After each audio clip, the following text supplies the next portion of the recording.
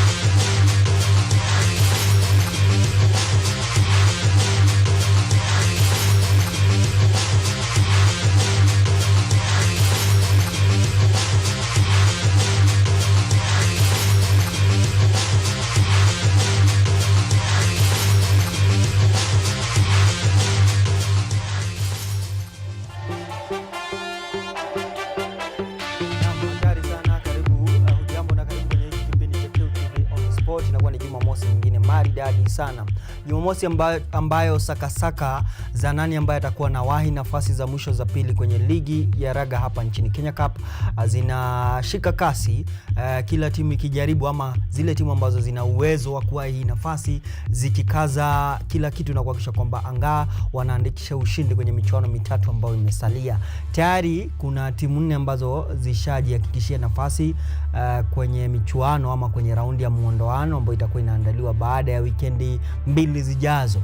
Black Blood RFC ya chuo kikuu cha Kenyatta inawakaribisha Nondies ambao wako juu yao tu, na iwapo watapata ushindi basi itakuwa inaimarisha nafasi zao za kufuzu michuano ya mchujo kwa mara ya kwanza kwenye historia ya klabu ya Black Blood RFC. Zaidi kuna michuano mingine mitamu ya raga ambayo imeandaliwa katika nyuga tofauti. KCB ambao wanaorodheshwa katika nafasi ya pili akiwa mwenyeji wa Kenya Harlequins. Kabra Sugar kwa pia nakaribisha Menengai Oilers kwenye derby ya Rai, na mchuano ambao kweli ni wa mandugu. Zaidi mjini Nakuru itakuwa ni zamu ya Nakuru kumkaribisha Catholic Monks ambaye anajaribu sana kupata alama ili ajiepushe ama epuke shoka la kushushwa daraja. Alafu kutakuwa na mchuano pia wa Homeboys dhidi ya Strathmore Leos katika uga wa Impala. Zaidi kuna michuano pia ya kinadada sawa na michuano ya championship ambayo ni ligi ya daraja la pili ambayo ni ya kusakasaka nafasi za kufuzu Kenya Cup, na zaidi pia kuna michuano ya nationwide ambayo inaendelea katika nyuga tofauti ama katika maeneo tofauti. Hiyo ndio habari kubwa. Zaidi ya hiyo tu kuna mengi ambayo tutakuwa tunaangazia ndani ya hiki kipindi. Ndio inachukua fursa ya kukaribisha rasmi kwenye hiki kipindi tangia inatimia saa 8 na dakika za kuhesabu hadi itakapotimia saa 10. Mimi na mwenzangu Evans Auma tutakuwa tunakuandalia ama tunakupakulia mchuzi wa aina yake ambao tunaunogesha zaidi na kuweka kachumbari ambao kweli inanogeshwa na mchango wako wewe shabiki shakiki, na zaidi maoni yako kuhusiana na masuala ambayo kwa tunajadili na kuzungumza kwenye hiki kipindi. Wiki yako imekuwaje? Imekuwa ni wiki ya matukio mengi sana, wiki ya majonzi hasa kwa wapenzi wa riadha na Wakenya wengi sana baada ya ile taarifa ya wiki jana ya ajali ya barabara ambayo ilimhusisha aliyekuwa ameshikilia ama anaye mpaka kwa sababu hadi sasa hii rekodi bado ni yake, rekodi ya dunia kwenye kilomita 42, Kelvin Kitumo, ambaye jana ndio akalazwa ama ndio alizikwa, mazishi kifanyika nyumbani kwake, na ambao kweli ilikuwa watu wengi kweli mashuhuri walikuwa safiri ama wamefunga safari kuja kulaki familia na pia kushuhudia hiyo shughuli nzima ya kumpa heri zake ama kwa heri zake za mwisho. Zaidi tu na hayo pia kuna michuano ya Afro Basketball ambayo imeng'oa nanga leo, mchuano wa mapema ambao najua wengi hawatafurahi ama labda walitarajia vijana wa nyumbani watafanya vizuri, lakini Kenya Morans ikipoteza mchuano wa kwanza dhidi ya bingwa mtetezi ama bingwa mara 2 mtawalia Tunisia. Nadhani ilikuwa alama 90 dhidi ya 69. Baden bado watakuwa na sakata na Angola kwenye mchuano wa Group E FIBA Afro Basketball. Kuna mengi ambayo yatakuwa yanafanyika katika ulimwengu wa hockey ama mpira wa magongo. Najua kuna michuano itakuwa inaandaliwa. Najua timu Vultures ya chuo kikuu cha Kenyatta itakuwa inaingia utiani sawa pia na Titans ambao ndio timu ya kina dada. Baadhi ya hizo tu story tutakuwa tunakupa taarifa ama tunaangalia matokeo na tunahakikisha kwamba tunakufahamisha. Kama kwa sasa mchuano ambao ulikuwa umesakatwa mapema wa KRU Championship kwenye raga ilikuwa ni Western Bull dhidi ya Main Machine. Western Bulls akipata ushindi wa alama 13 dhidi ya 11 dhidi ya Main Machine. Mara ya mwisho mimi kuonana na wewe nadhani ilikuwa ndio finali ya AFCON inaandaliwa. Na kuna matukio mengi sana yamefanyika tangia hiyo siku hadi leo. Kuna mashabiki pia kama ngure ambao walikuwa wamenunua mpaka jezi za Nigeria. Sasa hii baki wamezivaa kama wamejificha huko. Japo tunawauliza sasa hii wanatuambia you see, hii tulikuwa tumenunua juu ya fashion. Hii kitu tunaona ni kali. Hii ni kali ati ni fashion. Amna. Hebu nikuulize, shabiki mgani, shakiki anaweza kununua ati wewe ni wa Manchester but unanunua jezi ya Arsenal kwa sababu ni fashion, ni kali? Unheard of. Haiwezi kufanyika. Kama umeshindwa unakubali tu wenyewe, mimi nilikuwa team Nigeria na tulinyoroshwa. Kama wewe ulikuwa Senegal, wale mlikuwa Senegal. Lakini kama mimi ambaye imani yangu nilitangaza siku ya kwanza mimi ni ndovu. Wacha nikwambie, AFCON imetufunza kuna timu daima dawama usiweka kwenye list ya timu ambazo unaweza kusupport. Kama Cameroon, huwezi support hiyo timu. Yaani timu ambayo kabla ya michuano unahisi watafanya mambo makubwa, alafu ikianza tu hivi vituko hapa na pale. Kama tu kusupport, sitaki kusema Kenya, lakini si hata hiyo mnajua Kenya kwenye company Alsas. Kuacha na Alsas. Haya, changia kwenye hiki kipindi kuhusiana na matukio haya na mengi ambao tutakuwa tunaangazia baadaye kutumia arafa 0739 110544 kwenye Twitter #KUTV on the spot @realpinches @KUTV_Kenya kwenye Facebook KUTV Kenya. Tupate kuzungumza. Najua kuna wengi mnafunga safari kujipanga labda kuelekea kwenye nyuga. Hiki kipindi pia unaweza kukitazama kwenye mtandao kwenye YouTube. Usio na wasiwasi, usiogope kuzima ati sasa sitasikia Pinchez za kichongoa Arsenal ama sitasikia Man U ikisifiwa, kwa sababu inafaa isifiwe. Leo pia kuna finali ya Carabao ambayo imewapa kiburi sana wana Chelsea. Ni kesho nadhani Jumapili saa 12. Watu wa Chelsea hawezi chelewa. Hapana, kwani ni leo? Si ni kesho? EFL Cup finali leo inaandaliwa kesho saa 12 jioni ugani Wembley, ikiwa ni zamu ya Chelsea na Liverpool. Je, ni Chelsea atatamba ama ni Liverpool? Hapo sijui. Japo kwa undani tu matokeo tuko nayo, tunajua nani ndiye atatamba kwenye hii finali. Mashabiki wa Chelsea wanajifanya ati hii ndio kombe kubwa sana ambalo wanahitaji sana kushinda. Wanajifanya mpaka ati tusahau nafasi yao kwenye orodha. Ukiwaona kwenye mitandao wakijipiga kifua finalist, alafu baada ya msimu hiyo kwenye mazungumzo ya conversation ya who had a better season, utawasikia tu wanaingia, would you say nyinyi na hamjashinda kitu mmekuwa na a better season? Unajua sisi tumeshinda EFL Cup. Alafu unamuuliza so hiyo EFL inakuja na, in fact acha pinch the inaitango aje kupata chini ya EPL kuna ligi EFL Championship. Sawa. Hizi ligi ni ligi ambazo zina daraja tofauti. Kuna Championship, kuna League 1, League 2. Kupata promotion ama kushinda taji la Championship unapata hela nyingi kushinda mshindi wa EFL Cup. Haya, direct promotion ni yule ambaye ameshinda Championship. Kutoka hiyo nafasi nyingine, nafasi ya 3 hadi chini, kuna playoffs. Kwenye hizo playoffs huwa ni nafasi pia ya ule ambaye atapata nafasi ya 3 na ya mwisho ya kufuzu EFL. Sawa. Kwenye nafasi ya EFL pia anapata hela nyingi kushinda mshindi wa Carabao. Sijasema Chelsea msishinde Carabao, but haina maana kubwa sana. Kuna mazungumzo pia kwenye kipindi ambao tutakuwa tunaandaa Sijui kuna habari tunaonjesha ama tunaingia kwenye mazungumzo.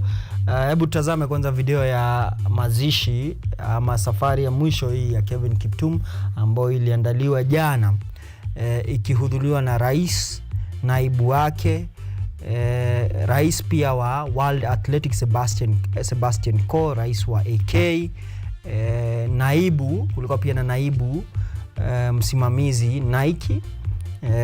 Ndio ilikuwa hafla nzima ambayo ilishuhudiwa kweli na wengi, na inakufahamisha ama inakupa habari kuhusiana na uzito ambao mwanariadha Kevin Kiptum alikuwa ameshikilia. Haya ndio hii habari. President William Ruto has said that the government will set aside sports fund that will only be dedicated to sporting activities, including building a training facility to elevate the welfare of sportsmen in the country. While speaking during the burial of the world record holder at Chepkore village in Elgeyo Marakwet County, President Ruto reaffirmed government commitment to ending doping menace.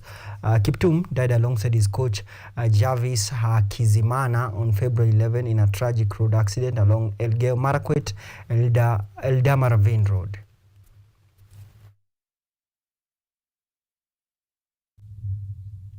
I want to tell the sporting fraternity that we have now reinstated sports fund to deal with only matters sports.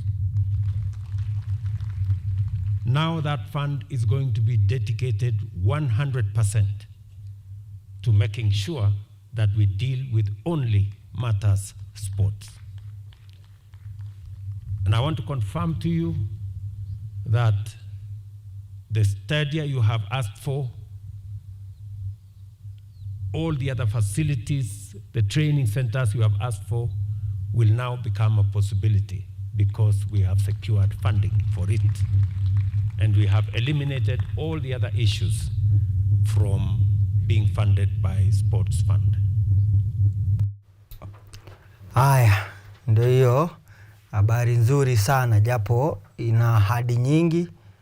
Tunaomba tu hizi ahadi zitimizwe. Yaani ahadi ndio kila siku Kenya, ahadi nyingi sana. Mimi nilikuwa nikitazama nasema hizi ahadi tu zinazidi kuongezeka. Zile zijatimizwa tunaongeza zingine.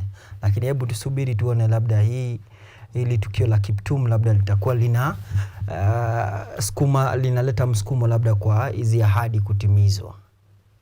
Athletic Kenya has earmarked March 5th and 6th as the new dates for the national trials for the All-African Games. The trials were originally scheduled for February 16th and 17th, but were postponed in honor of the late world marathon record holder Kevin Kiptum, who passed away on February 11 and was buried yesterday. The African Games is set for March 8 to 23rd. The National Cross Country Championship have also been rescheduled for March 2nd at the Kenya Prison Staff Training College in Ruiru.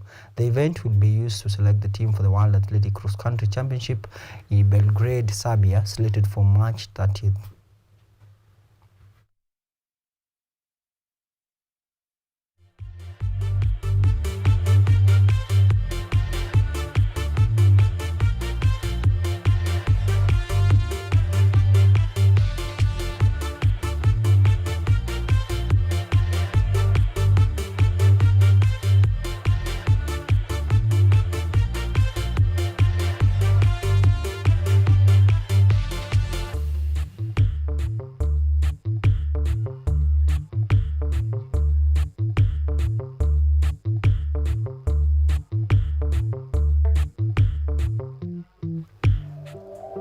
Haya, kuna habari pia ya kikosi cha Chipu. Hebu nikupe taarifa ndio ujue. Professional squad of 56 players has been selected ahead of 2024 Bathurst Under-20 Trophy Tournament set for 20th to 28th April in Harare, Zimbabwe.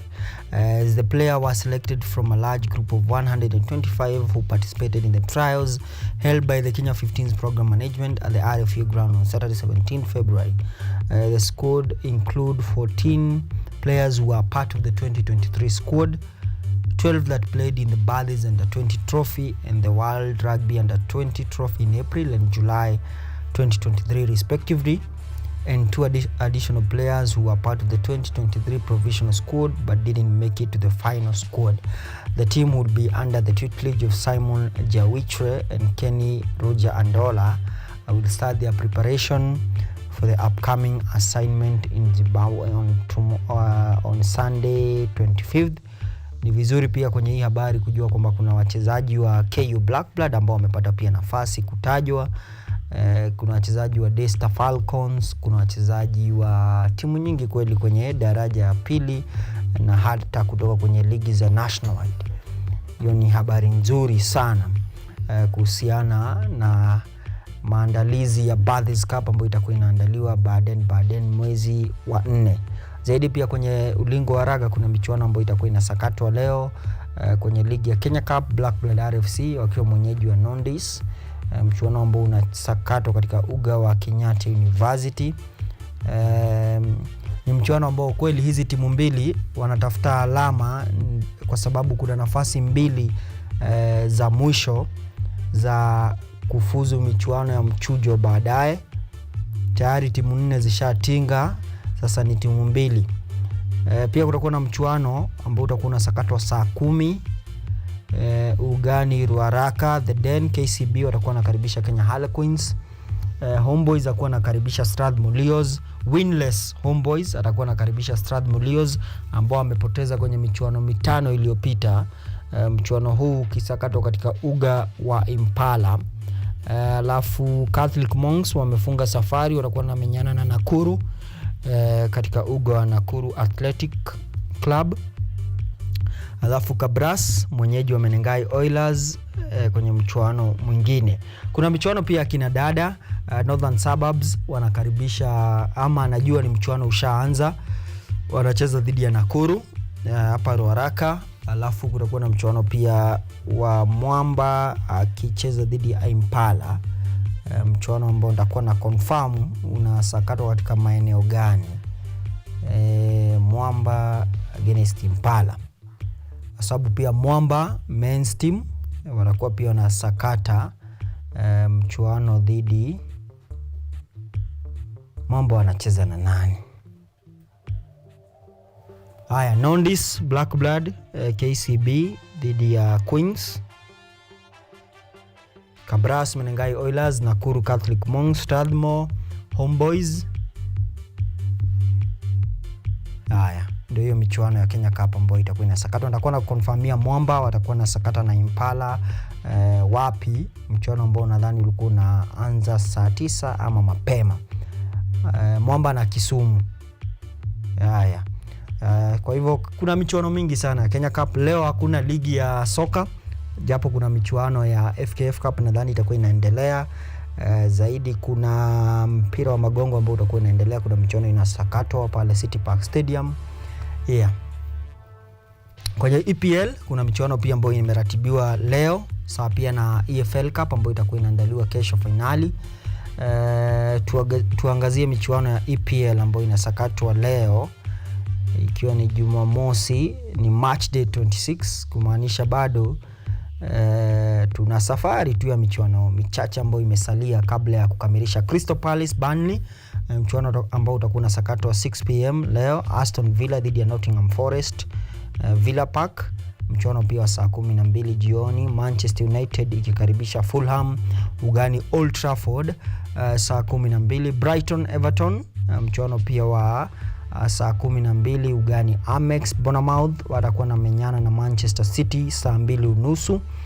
Alafu saa 5 ni zamu ya Arsenal kukaribisha Newcastle ugani Emirates. Kesho saa 10 na saa 10:30 itakuwa ni Wolves dhidi ya Sheffield United ugani Molineux. Alafu West Ham United watakuwa wanacheza na Brentford Jumatatu saa 5 usiku. Kesho pia kuna EFL Cup Final ambayo itakuwa ni Chelsea dhidi ya Liverpool, mchuano wa saa 12 jioni ugani Wembley. Nadhani ni weekend ambayo ina matukio mengi sana ya kufuatia.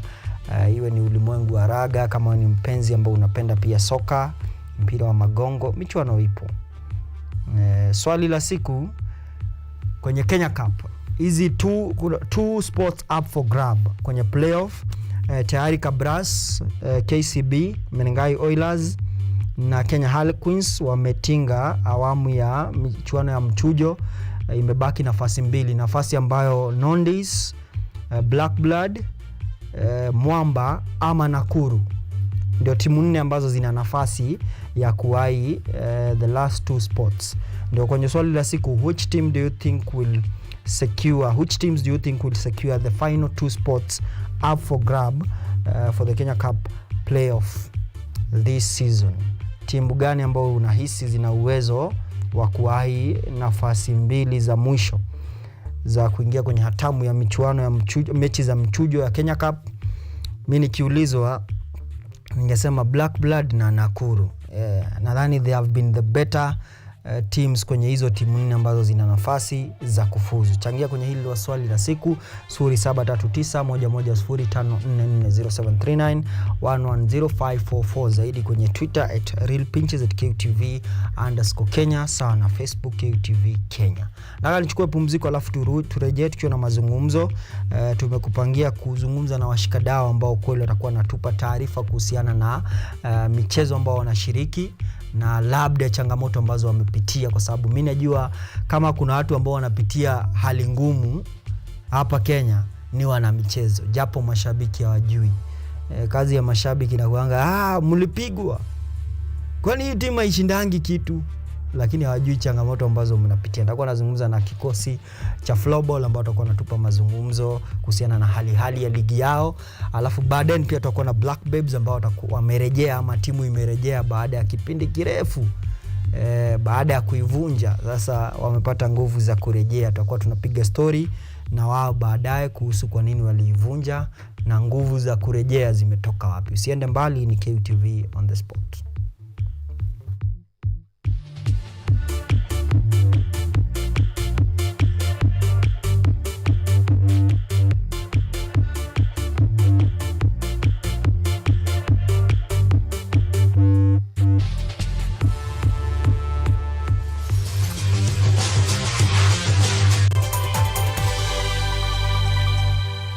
From the farm to the consumer, we explore agribusiness opportunities right here with you. Changamoto lingine ni soko saa nyingine bei inashuka tu drastic, kama saa hii hoho imeshuka chini. On Money Monday, we explore business stories and engage business professionals as reference points for analyzing investment opportunities. Last year, the economy grew by 4.8%. And which is really an indication of the resilience of the economy. If we don't grow the economy, then we cannot have economic transformation. We shall bring you up to speed with everything taking center stage in the business world and the state of the nation. Join me, Ann Odida, every Sunday and Monday for captivating, entertaining and informative stories at 9 p.m.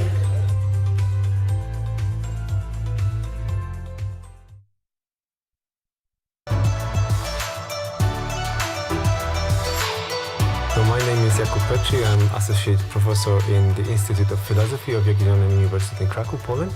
And I'm the main coordinator of the Cafe project, which is being here hosted by Kenyatta University. My name is Ewa Hudoba. I am a project manager in this consortium. Keep watching cutting edge research at Kenyatta University Television.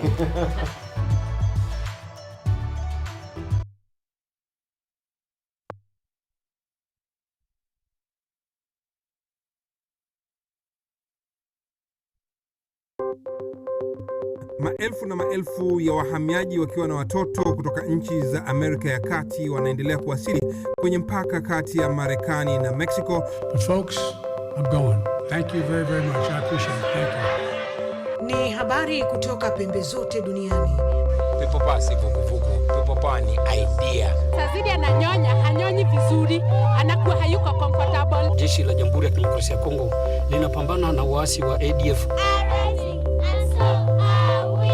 Kwa sasa wanatoa wito kwa mashirika, makampuni na vile vituo vya uchukuzi. Mambo mengi yatakwenda kama yalivyopangwa. Hapa ni kuna mmoja wa viongozi wa chama cha wavuvi katika eneo hili. Zaidi tunajaribu kuwapa chanjo ili ina boost ama inanyanyua kinga ya mwili, hiyo inaenda kupelekea kupambana na virusi. Ni duniani leo, Jumatatu mpaka Ijumaa, moja kwa moja kutoka VOA Swahili, Washington DC.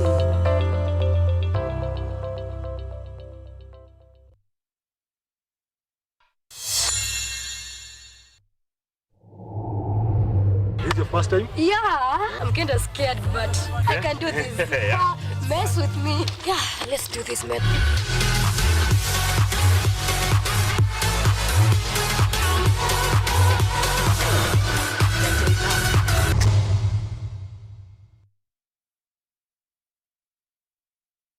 Are you an aspiring media practitioner, a graduate, or you just want to advance your skills in television production? Then welcome to Kenyatta University, where education meets innovation. KUTV, the premier university television station in Kenya, is now offering short courses in TV studio, field technical operations, and video editing. Through these courses, you will acquire hands-on skills on camera operations, media production, lighting techniques, audio-visual editing, and sound and visual control, and how to operate key equipment in modern TV control room. Enroll today at KUTV and discover your full potential in cutting-edge TV broadcasting. Graduates of these courses will receive professional certificates. For more information, visit our offices at KUTV Studios or call us on 020-870-4252 or 020-870-4255 or SMS us on 0739-110-544. KUTV, a new experience.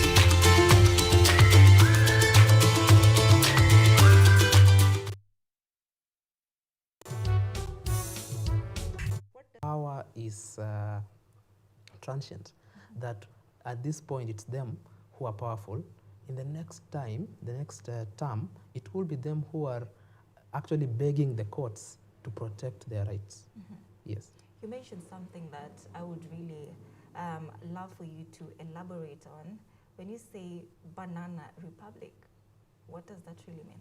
It's a republic that is characterized by chaos.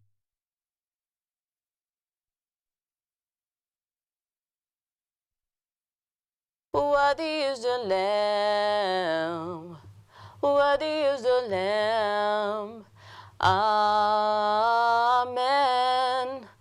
The wind blows wherever it wishes. You hear the sound it makes, but you do not know where it comes from or where it is going. It is like that with everyone who is born of the Spirit.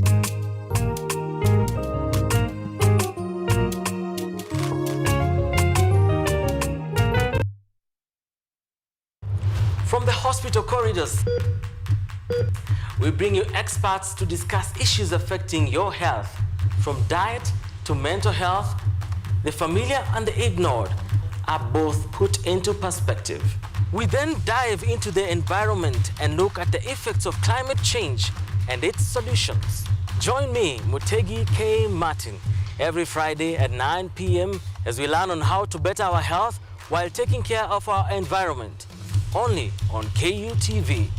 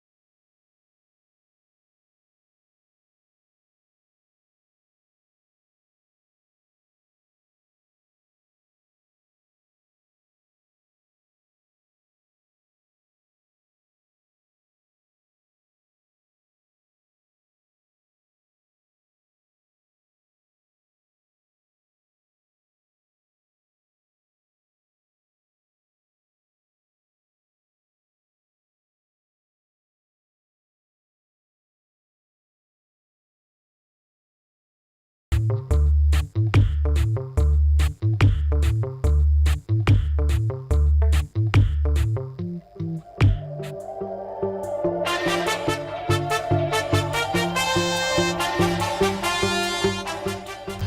welcome back, and now this is the second segment of On the Sport Show. This is the 24th day of February, the year 2024. Indeed, it's a day that we have a lot of activities packed and installed for you as far as sporty action is concerned. And of course, you are tracking a very important conversation concerning the status of floorball in the country. And of course, I have two amazing gentlemen here, so that we'll be talking about matters to do, with floorball. You'll talk about the status of the league, and of course, the future, and of course the current status of the league, what need to be done, and of course how does the future looks like for this sport that is trying to make inways into the arenas of sports, and of course to become one of the most dominant sports as far as the various disciplines of sports is concerned in the country. And of course, it's a very important discussion at the time that we are trying to track and of course point the indications in each areas regarding sports, because every sport matters, and that is the mantra, and that is the the slogan and the discussion that we'll be having. Remember, this is a very newly introduced sport, and of course we are talking about a lot of issues concerning floorball sports, and of course since its inception. So what are we looking at, and how best can we actually further the discussion, and of course talk about, in as much as we talk about the status of the league, and of course track that particular discussion and give it the depth and the lengthy and the heaviness that it deserves, and that include the welfare of players and the status of various league. And of course with me I have two very amazing gentlemen. We have Gitau there, and of course the one and only I'll call him Warren, and of course these are amazing gentlemen that will be conversing about the floorball matters and affairs, and with their team. Of course, I can see they are really full and ready for this particular discussion, even with their equipment. And of course, I'll start by giving them a chance to their opening statement to introduce themselves. And of course, I'll start with you, Gitau. Your name, you can introduce yourself, and of course tell us which club do you present, and of course as we take insight into this particular discussion. So thank you for having us. So I am Gitau Warren. I am a co-founder of the Beast Floorball Club, which we started in 2017. So we've been playing since then, and also coaching from then. Playing and coaching? Yes. So we first played, then we understood the game, then we went for coaching lessons, then we started coaching the sport. All right. Yeah. And of course, you amazing gentlemen, I've noticed I gave you a name that is not yours, so kindly clear that and give us perspective. Okay, good evening. My name is Boniface Ndwati. I'm the founder, Beast Floorball Club, and also the founder of the Boren Sports House, where we work with Warren Gitau, my friend here, where we started the club, the Beast Floorball Club, at 2017. 2017, where it came to grow from 2018 till now, where we started playing with him at NIBS. At NIBS back in 2015, when the floorball was being introduced to Kenya. All right. Yeah. And Gitau, I'll begin with you. Take us through the journey now that the two of you are you're the founders of this Beast Floorball. So the idea since when it began, and of course the journey so far, and what has been the drive behind this floorball? So how it began, basic story. So me and Boniface, we were back then in Nebsa. So we were sat. So there were some guys who were playing the game. So Boniface told me, let's go and check the game out. So from there to today, that has grown like concurrently. So now when we were getting done with the college, Boniface proposed that we start our own club, and now hence the Beast Floorball Club, which has the ladies and the men team today. Yes. All right. And Boniface, how has the journey been so far? I understand the team has both men and of course women team. Yeah. So what I can say is very challenging to start a club. We have a lot of challenges that we have encountered since we started the game. Back in, we can say even when we are playing back in 2015, we had a lot of challenges when we were institution. So those challenges, we came with them to the club, but it's good. With that journey, we are able to encounter some problems. So what I can say, since we have the floorball club, the challenges that we have encountered most is floorball sticks. You can see our sticks that we used to play, the sticks are made of carbon fiber. The sticks are made of carbon fiber and plastic, and also our blade is made of plastic and a ball made of plastic. So they can break easily. The ball can break easily, also the stick can break easily. So, and it is costly, like the price for the stick, that is 6,000 to 9,000. The stick? Yeah, the stick. Alone? Alone. 6,000? 6,000 to 9,000. And a ball, 300 to 500 shillings. So you can see that is more costlier when that ball breaks. So you have to go back to the pockets.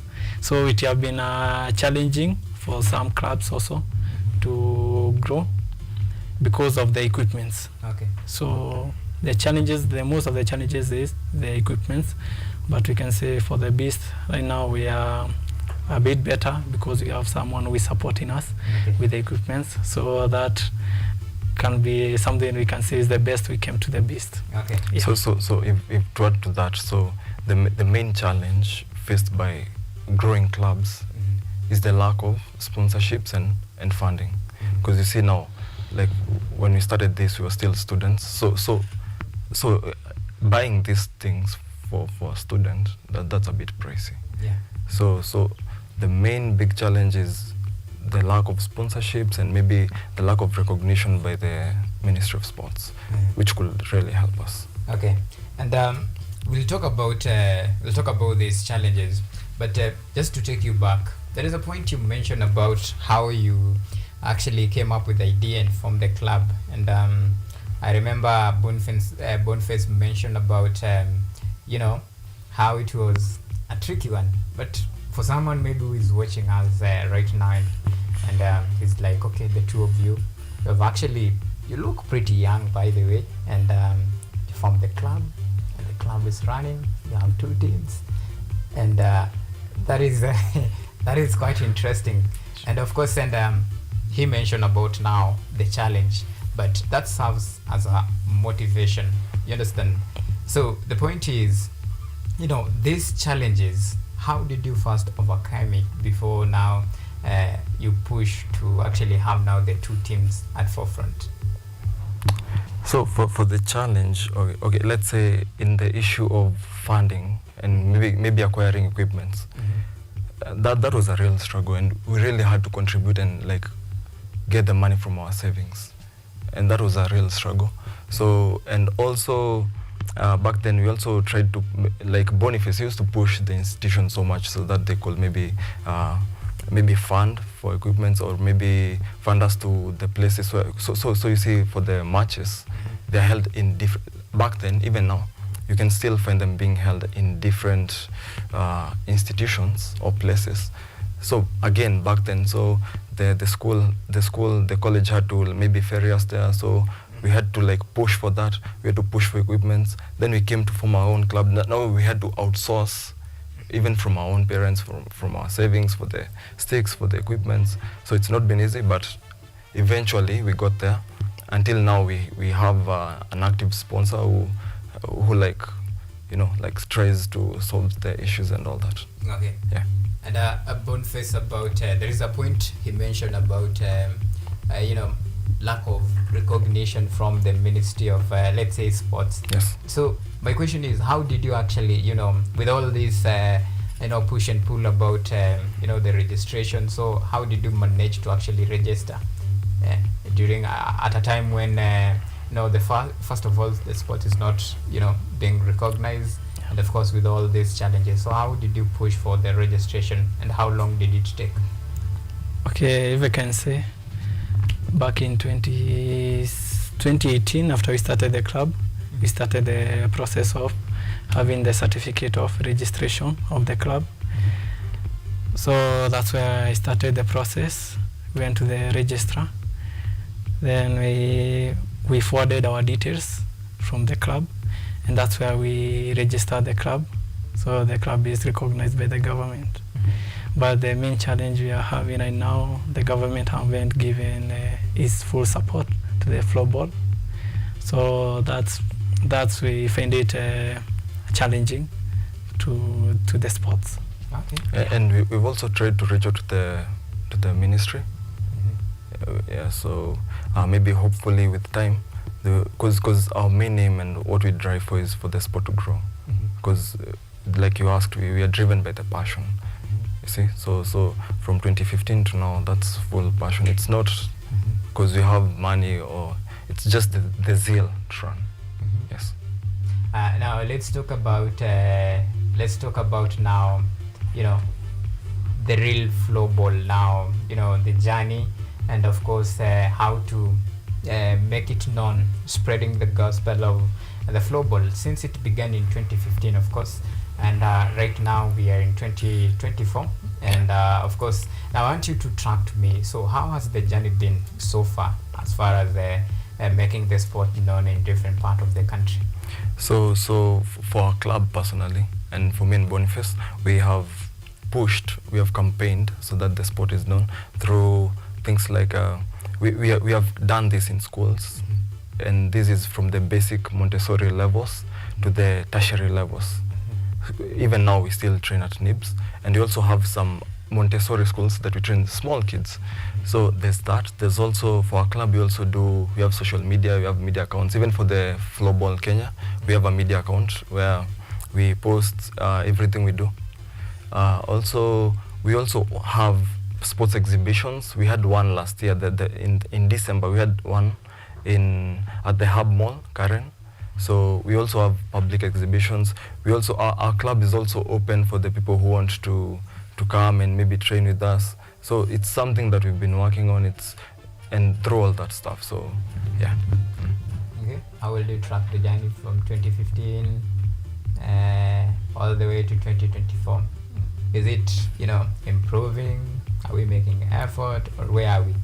Yeah, what I can say, we are improving, because we can see back in 2015, the clubs that we were there, we had only 2 clubs by then, but by now we have around 6 to 8 clubs, and the institutions at that time we had KU, which had hosted the game, and also we had NIBS and MKU. So the other institutions hadn't taken the game, but since then, we have many institutions taking the game, and that's keeping the game. It's motivating us.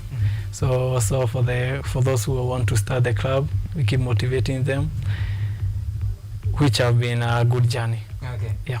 And talking about motivation, I don't know kama niliwapata right, but you're a coach. Yeah. Yeah, the coach. Yeah. Yeah, I'm a coach. Coach. Yeah. You bado ni player. Yeah. So una balance aje kitu? Okay, what I can say, I used to play since we started the club. We have been playing, but I stopped playing at 2021. That's when I ceased playing. But from then I started coaching. So my main aim at the club is only coaching the players. Okay. So you can stop playing, but you can't really stop playing because you see this is something you love doing. Even in training, like at times you're in training and you'll have to just have a stick and a ball and you'll play. But no, we don't play in the tournaments and the leagues, but we do play, like for fun during trainings we do play. So playing is endless, but we also don't play. Okay. Yeah. You don't play? I play, but I do play. I play and I still play. I don't play and I still play. Okay, now let's now talk about the team, the best team. Where do you play? Is it the top flight league, the varsity league, or basically where are you? We do participate in the national leagues, and I'm sure the floorballers will tell you like Beast is a good team. So yeah, we do play. No, again, we are club, so we are not like based in tertiary institutions. So we don't. We can participate in university leagues, but we mostly participate in national leagues because we are a club. So the national league, that's where we are mostly. And about the Beast, so how is the performance of this team? He tells me that ask them, they'll tell you. Well, you are here, I want to ask you. So yeah, sure. What I can say, Beast Floorball Club right now, you can say we are at a better place. Like for instance, the last league, we are position 3, and so for the ladies they are position 5. So, and we are hoping to be the position 1 in this league. There is ongoing league. Also today there is some games happening there at NITA, ongoing games at NITA. So we are hoping this league that we are going to be in position 1. Okay, cool. And talking about the ambitions of the league, so as you pride yourself in Beast team, so the best that you have ever come close to, maybe have you ever lifted the title, maybe? Yeah, what I can say, there is tournaments, like last year for instance we won 3 tournaments. That was June Memorial Tournament. We also had a KU tournament, friendly tournament here, and we won Beast. We are position 1. So that became a motivation to us. So that's why I'm saying this league that we are playing, it keeps motivating us that we are going to get that number 1 position. Okay. Yeah. As from coach, point of view, where do you see the Beast team? Where do you see a team maybe in 2 years' time to come? That is quite a short-term projection. But maybe you can tell us about the long-term projection and the short-term projection. So the leagues are ongoing currently. So what is your target this time around, and where do you see this particular team? Well, for where I see this team is, like we have proper players. They've stuck with us for a long time. So in the next coming years, I see us like among we want to be international. We want to be an international floorball club.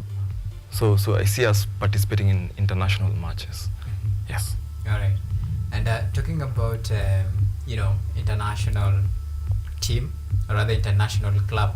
So let's talk about now the process, or rather the procedure that you do to recruit players, and of course there are some sort of incentives. So what keeps them going? That is the big discussion, because the sports, the aim of the sports is to actually improve the welfare of the players and even bring something on the table. So as a club, and of course now I'm talking to the top leadership of the club, so what are some of the mechanisms that you have put in place to make sure that players' welfare are taken, and of course things to do with the motivation of players? So how do you actually go about it? What I can say for the Beast Floorball Club, what keeps on motivating the players is, like for earlier we have to have 2 team buildings and also celebrate an anniversary. So that keep the teams together, where in the anniversary we have a goat eating for the team. So, and also for the Beast Floorball Club, we have that unity, when also we have not only not only for playing. We are not only there for playing, but also for being there for each other. When you have a problem, you can share with me. When you have a problem, we can share together and see the solution that we can give you. Yeah, so that's what makes us the Beast, having that unity, togetherness. Yeah, when we go for the matches, we are not scattered here and there. We can stay in one place. We watch the matches together. Yeah, that's the unity we have. Well, Gitau, there is a saying, kono mtupu haulambwi. You know, the motivation sasa hiyo. You know, when I signed for this the Beast Club, and of course I invest my time, my resources. So at the end of the day, what is in for me? You see, at the end of the day, we still have incentives, yes, which are not that founded because we are still not there. But we do have incentives. But also our players and the floorball players still do this thing for one major reason. You see, when you say the UN SDG goals, you see, we still champion for the third UN SDG goal of good health and well-being. So we do it for our health, for our well-being. Also, like Boniface said, for our club, it's not just a club, it's a family. So yeah, so we have a lot we gain from it. All right. Yes. The reason why I mentioned this is because of now, you see, when you talk about now improving the game, it's called for, you know, stakeholders. It's an umbrella, some sort of system where, as a coach, as a founder, you bring your input. We have the federation, we have the Ministry of Sports, then you work in a very harmonious, some sort of manner. And that is where we bring your input. In as much as we talk about the status of the floorball, now this is direct to you from where you sit, and of course a very critical stakeholders in this sports. So what is your part in making sure that this floorball actually improve, and the outcome and the desire is what you actually yearn for? That is the discussion. So okay. So what we do as leaders now, having played and now being maybe various leaders in the floorball now. So you see, we have bodies like the Kenyan Federation of Floorball. So yeah, they will make changes or implement changes, but also now there's there's the people who criticize that, so that we move forward. So we have to like point out, this is not right, this is right. Okay. We also have groups on floorball where people can discuss and share thoughts, and then we can finalize on one thing. So we do this generally, but mostly we are running now through mostly criticism, by maybe proposing to the federation, and also like suggesting, you know, on maybe the various changes that can be made in various places. Yeah. Okay. Boniface. So what I can say from the club by itself, for us to grow, and right now we are having that growth, we are still in the process. The advantage that we have as a club is because we have someone who is sponsoring the club, Mr. Francis Minor, who have been there for the team. That's when there is matches, he's there for us. We have in transport and some lunch, which is an advantage to the club, because for instance, when we are starting the club, we had to drag that from our pockets, but right now he's there for us, and we are going to have more implementations that we are going to, in ways how to grow the club. Yeah. Okay, now let's talk about now the role of the federation. So maybe how is the relationship between the federation and the clubs? How are you guys working? So I could say it's fair, because at times it gets sore and at times it's sweet, because you see there are those times you're on the same platform, and there are those times one of you is off track. So we are trying to improve that, and we hope the federation still continues to listen to the grievances we have as clubs, as teams. You know, I mean, we're still growing, so we really need rules to be eased up and maybe guidelines to be eased up. We need more equipment at maybe lesser price. So we hope with time, we hope the federation will start listening to our grievances. Okay. Yeah. It talks about regulations, you know, some sort of, you know, issues that they feel like the federation should pay attention to. So what are some of these regulations and these pressing concerns that you clubs have? Okay, what I can say for the federation, they are the one who is managing the league, like for the league, and we have the challenges that we are having mostly for the league is the fields.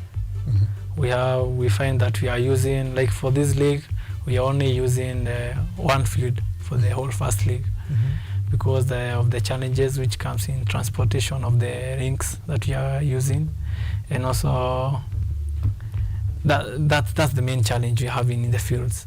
We have a very bigger challenge there. So when we can have more options of the other fields, it can be good for the players. Do you have your own field? Right now, we can say for the floorball, we don't have our own field. Yeah, we don't have. So that can be a challenge. The federation should sit down and know how can we have our own field as the Kenya floorball. Okay. How can we? Let me get this. It is one field for the entire team. Okay, you can say there's one field because we don't like have a specific field. But for us as a club, we're trying to work on that. We have plans in progress, but we can say we have one field for floorball. What I was trying to say is, you see, it depends with the hosts. You see, like if you have a league, maybe let's say like KU is having a tournament or a league, we'll come play here. Then if Nibs are hosting, we'll go play there. If Nazarene is playing, we go there. You see, but we don't have like a uniform, we don't have one uni field we can go, or maybe train there regularly, or just that's yet to happen. What about the league matches? Where do you play them, and how does it work? Because we have the home team and away team. So basically, how do you navigate through this some sort of tricky situation? Challenge when it comes to that, because what I have said right now, we are using one field right now when playing the league. So when it comes to home and away matches, we still use one field. So that comes a challenge. But when we have institutions like KU, we have NIBS. When they in the tournaments, when they are home, we can come to their place. When it's Beast playing, we go to our field. But right now, as Beast Floorball Club, right now we are using a field at NIBS. We have been given a field there at NIBS. That's where we play our matches and also host our friendlies and also our trainings. Okay. Yeah. And how would you describe the status of the league right now? How does the league look like? The status of the league. Now, you see, when I spoke about the federation easing the guidelines or the rules there, honestly, I couldn't say it's at its best. So I mean, not unless maybe the federation eases up a little, but I think until then, we won't be in a good position maybe to always or fully play or participate in the leagues, because there are few rules that really cover us. Yes. And what are these rules? Maybe we have some things like maybe the fee for the teams. Yeah, that gets a little high, considering we said we don't have sponsorships and all that stuff. Yeah. Talk to me about the fee, because we have to put it into perspective. Yeah. So what are we dealing with? Okay, like for now, the league that we are playing, the league fee was 13,500 per team. So yeah, that is for the Beast. If you have two teams, that is 27,000. So that's, we can say many teams maybe cannot afford that huge amount of money, because like for the previous years, I understand we are growing and we have to increase some things, but For the previous leagues that we have been playing, maybe we had a league that we are paying 10,000, and that's league we run very well. So we can say it's a bit challenging when it comes to that fee to some clubs. Yeah. Okay. Well, because we are actually winding up this particular discussion, and this one I'll give you like 1 minute each for your closing remark. Maybe you can talk to us about the pressing issues and the concerns that you have, the change that you'd like to see. So now this is your time to actually, let it out. Well, as we wind up, I would love to thank every floorball player that's there. It's been a fight to now. It's been a struggle. I mean, like even funding our own selves. So I really hope that we'll continue to participate in the matches, continue to make the sport grow. We'll continue to campaign for the sport, and I hope the ministry eventually recognizes the sport, and I hope the federation really eases the guidelines and all that for us. Mm-hmm. The closing remark? Yeah. What I can say is to thank everyone who have been there for the Beast Floorball Club, because there are those people who have been close to us. They are friends, they are our parents who have been there for us every time. They are following up what is this happening here and there. So we thank them all for the support, and also we thank our sponsor, Mr. Francis Maina, who is there for us for the team and for the continued support. And we wish for the coming years that we have more clubs and more teams from the institutions. That's why we are trying here and there to go to the mountains area, as Warren have said here, to visit the schools so that we can have more teams. Okay. Yeah. All right. So, gentlemen, thank you so much, Guitar and Boniface, and of course for giving us an insight of this very important discussion as far as floorball is concerned, and some of the pressing issues and concerns that we have raised. We really hope that at the end of the day there'll be light at the end of the tunnel, and of course this has been a very important and very integral discussion as far as matters to do with sport is concerned.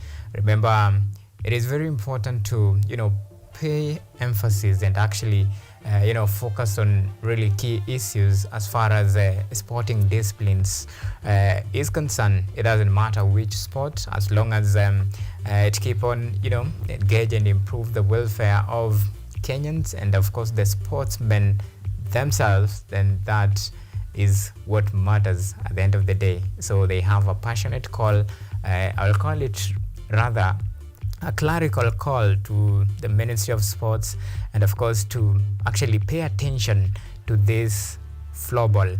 And of course that has been quite very interesting discussion with my two guests here. Remember, we are due to take a very short break, but when we come back still, we have another conversation, a very interesting conversation lined up for you. It's about matters rugby, and to be precise, we're talking about the ladies rugby. And of course, our very own Peter Pinchez, of course, will be here to just give us an insight of what to expect as far as this conversation is concerned. And he will be here with his guest, and of course we call them the queens of rugby, just to give us insight so that we can track this. In as much as we talk about improving sports, then we have to pinpoint and of course focus in each direction and each sports discipline. So we take this very short break. Remember, the discussion still continues even as we wind up this floorball discussion. You can also talk to us on all of our social media platforms. Remember, you're live on YouTube at KUTV Kenya. You can talk to us on our X. You can tweet me at Auma Evans. You can even tweet at Real Pinchez. Remember to use the hashtag on the spot. So let's keep the conversation going. So let's take a short break. We'll be back with more.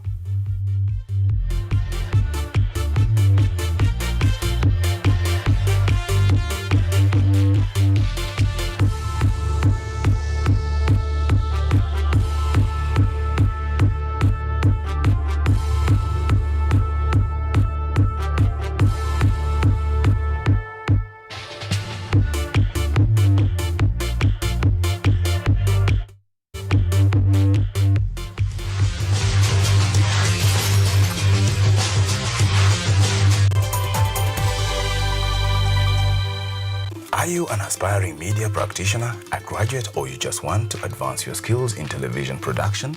Then welcome to Kenyatta University, where education meets innovation. KUTV, the premier university television station in Kenya, is now offering short courses in TV studio, field technical operations, and video editing. Through these courses, you will acquire hands-on skills on camera operations, media production, lighting techniques, audio-visual editing, and sound and visual control, and how to operate key equipment in modern TV control room. Enroll today at KUTV and discover your full potential in cutting-edge TV broadcasting. Graduates of these courses will receive professional certificates. For more information, visit our offices at KUTV Studios or call us on 020-870-4252 or 020-870-4255 or SMS us on 0739-110-544. KUTV, a new experience.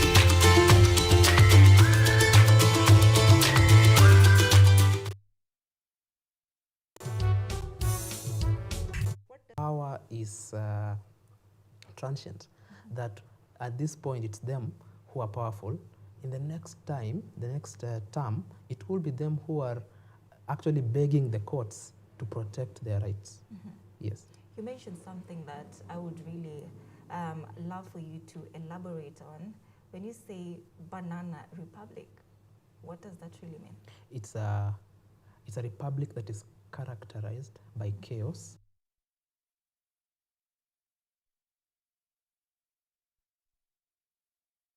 Worthy is the Lamb, worthy is the Lamb, amen.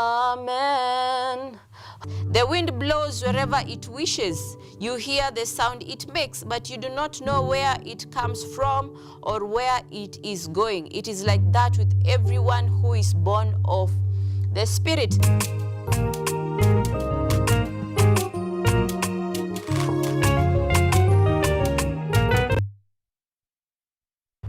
From the hospital corridors, we bring you experts to discuss issues affecting your health, from diet to mental health. The familiar and the ignored are both put into perspective. We then dive into the environment and look at the effects of climate change and its solutions. Join me, Mutegi K. Martin, every Friday at 9 p.m. as we learn on how to better our health while taking care of our environment. Only on KUTV.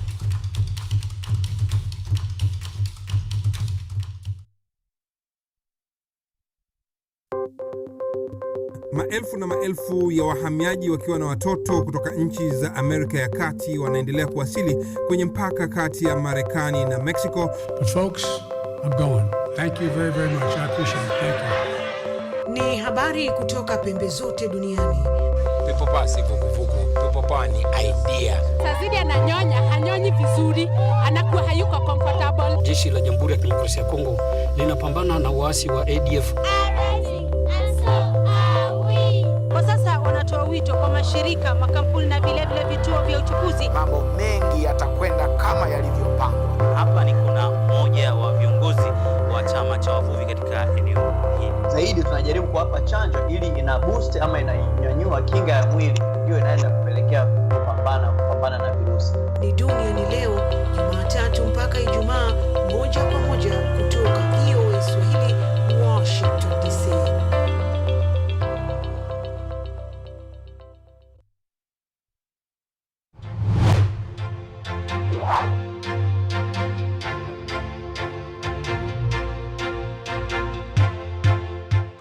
We are all seeing the impacts of climate change.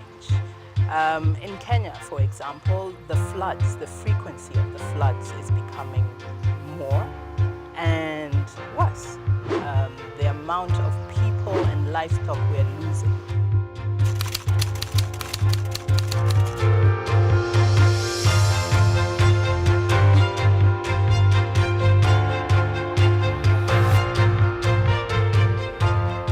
The level we need to go is the level where the normal mwananchi and also the government stakeholders can uptake these solutions. Those small acts multiplied by millions of us will help make a difference in the world at the end of the day. It's just a slight behavior change that we need, and you find that it serves us a bit more than you put in, and that's the goal. We want to live a better world than we found, because at the rate we are going, it's dire. We will secure the planet for future generations.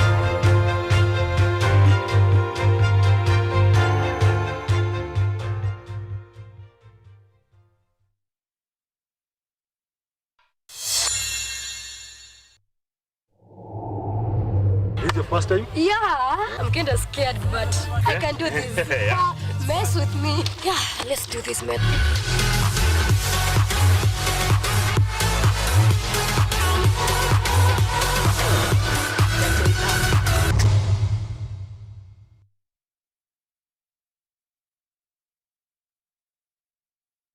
Are you an aspiring media practitioner, a graduate, or you just want to advance your skills in television production?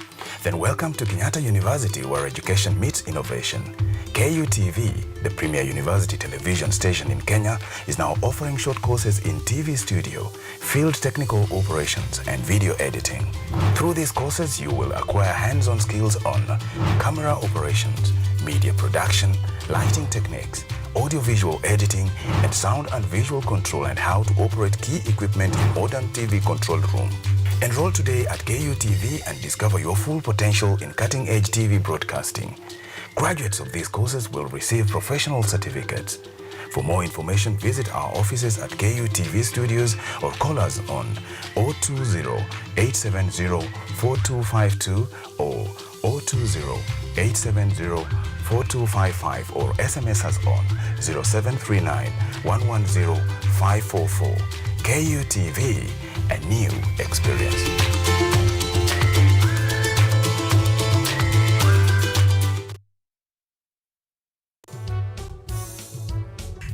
Power is transient, that at this point it's them who are powerful. In the next time, the next term, it will be them who are actually begging the courts to protect their rights. Yes. You mentioned something that I would really love for you to elaborate on. When you say banana republic, what does that really mean? It's a republic that is characterized by chaos.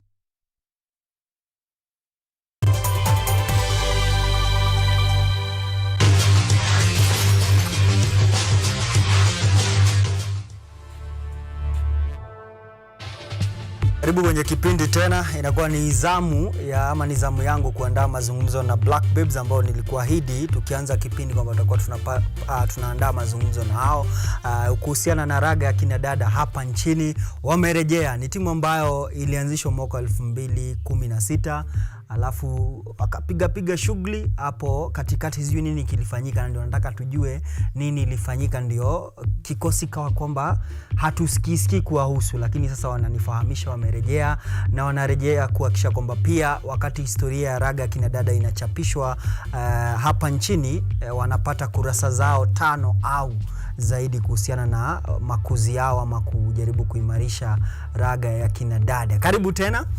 Nimerejea nikiwa na nguvu za nguva. Huwa nakwambia ni hakuna kitu huwa kinanipa raha kama wakati siko peke yangu kwenye studio, yani wakati na watu ambao tunazungumza kuhusiana na michezo.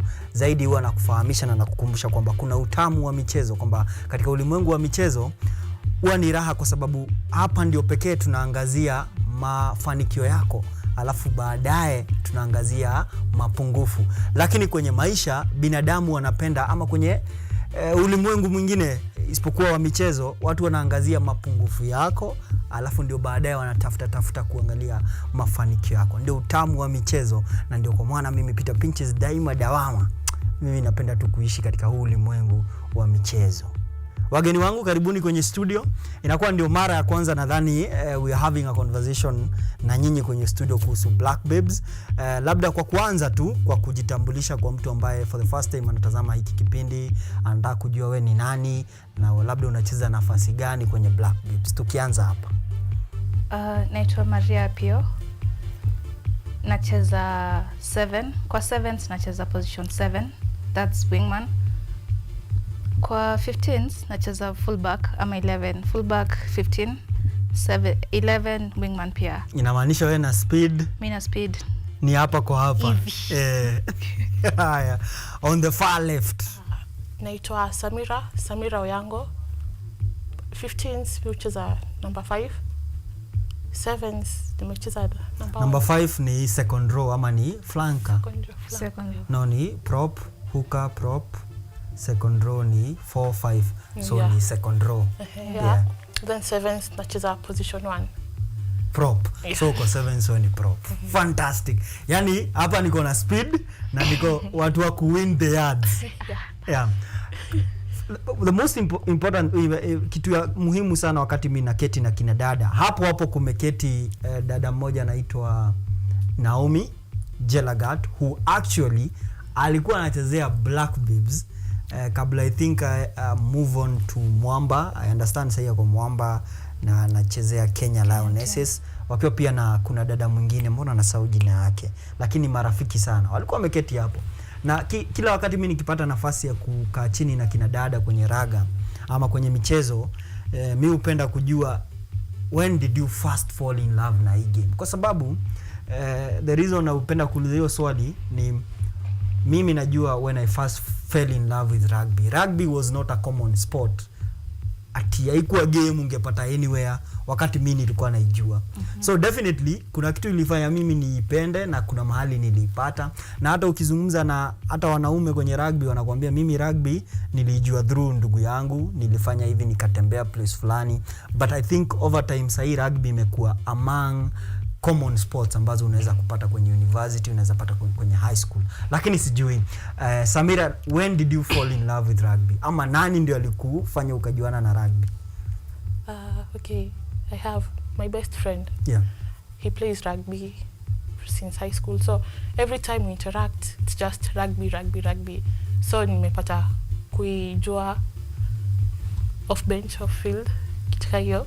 Yeah, so yani huyu pia mlikuwa mnaenda game sana na yeye? Yeah, nilikuwa naenda kumocha akicheza. Okay. Yeah, so nika get hata gain interest juu hii kitu anaongea kuihusu. Yeah. Alafu pia unaona kitu inafanyika.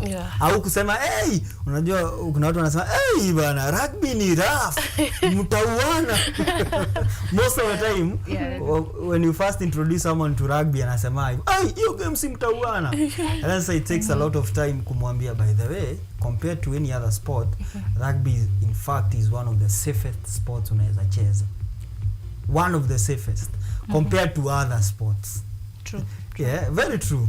Compared to style kusema like hockey or any other sport, but actually it's one of the safest sport.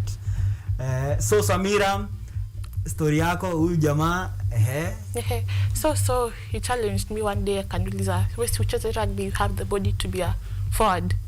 Don kakuja shule nikaulizia kuna rugby, then I was directed to our captain here. Yeah, that's how I joined rugby. You are still active in school? Which year? In second year. Okay. Yeah. Let's explain why you are connected to the captain. Captain nayo masaibu ya KU anaijua. Maria, how did you first how did you come across rugby? When did you ulijua sasa you want to be part of rugby? I came across rugby nikiwa around form 2 back in high school, right? Yeah.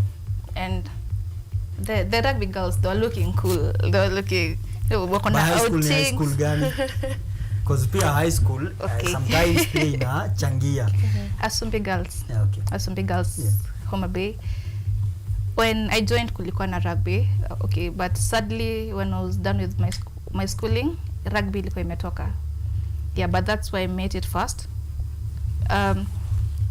I guess walikuwa na a lot of funkies, like on a weekly basis they're out, and I was like, why am I staying in school and I can't go out? So I got to know rugby at second year, so at form 2. Yeah. So then of course after high school ukagen interest you would want to. Yeah. But in high school haukucheza, you just I did play. I did play my 2 good years. I did play at form 2 and form 3. Yeah. Okay. So then you ukakuja KU and then took over ukaingia.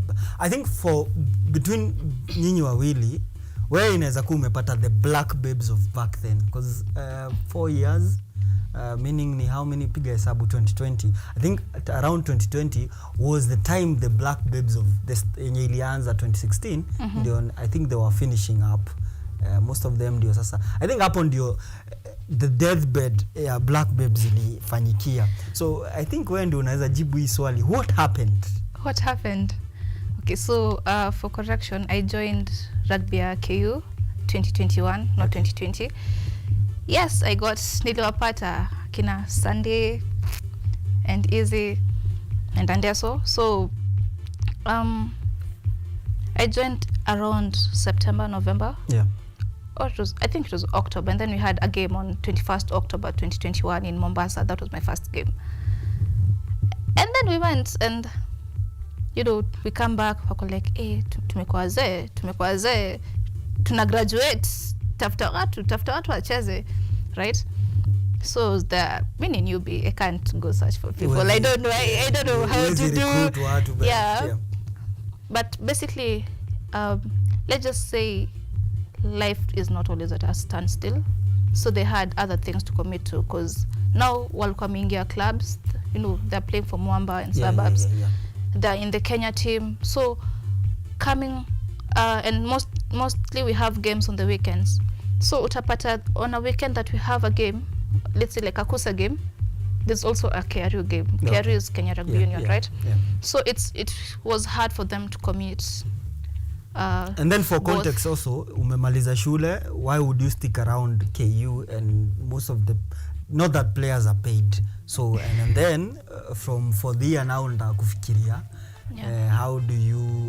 how can you survive out there? Yeah. So inakuwa ni ngumu to stick around when sometimes kuna kwanga na hope ya the grass might be greener. It is there. Actually greener. It is greener out there, right? Yeah. I thought it's greener. It's greener.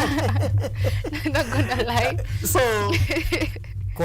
for us wenye tumekuwa na grudges with black babes for falling apart when we thought that was the perfect time to pick to itoe, like those guys had to move on with their life. They picked it and they went out and they so yeah, I started around, so I became captain the same 2021. Okay. 2 months in. Na ukaachwa sasa. Na nikaachwa. Tengeneze team. Yeah. So I started sourcing people mdogo.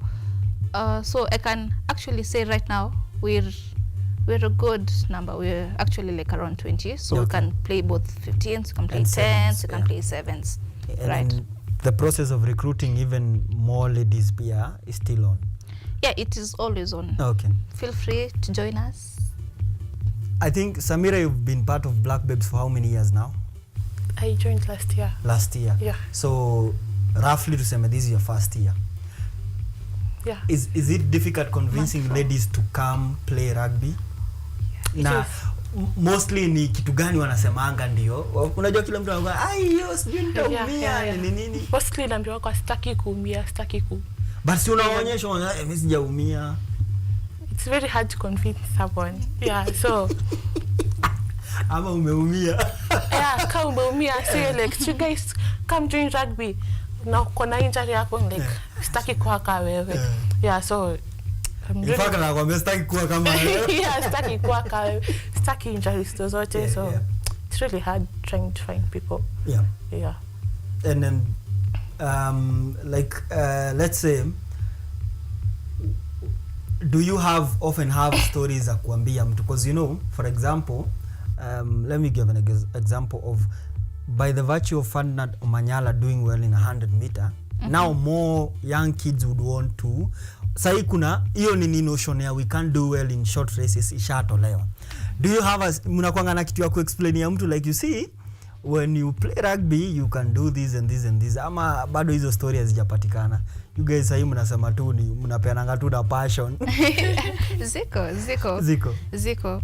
Yeah, because there's this, okay, it's not a mentality but it's actually a reality. Yeah.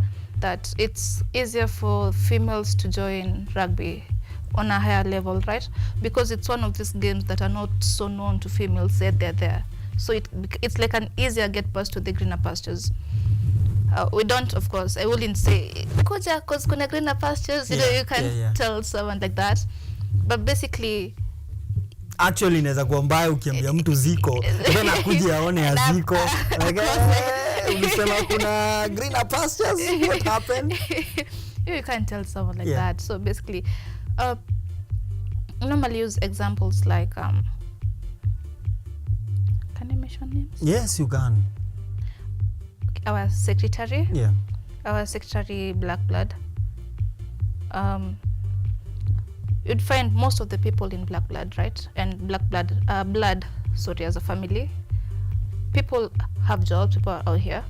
So most of our support comes from people who are already in the pastures, right?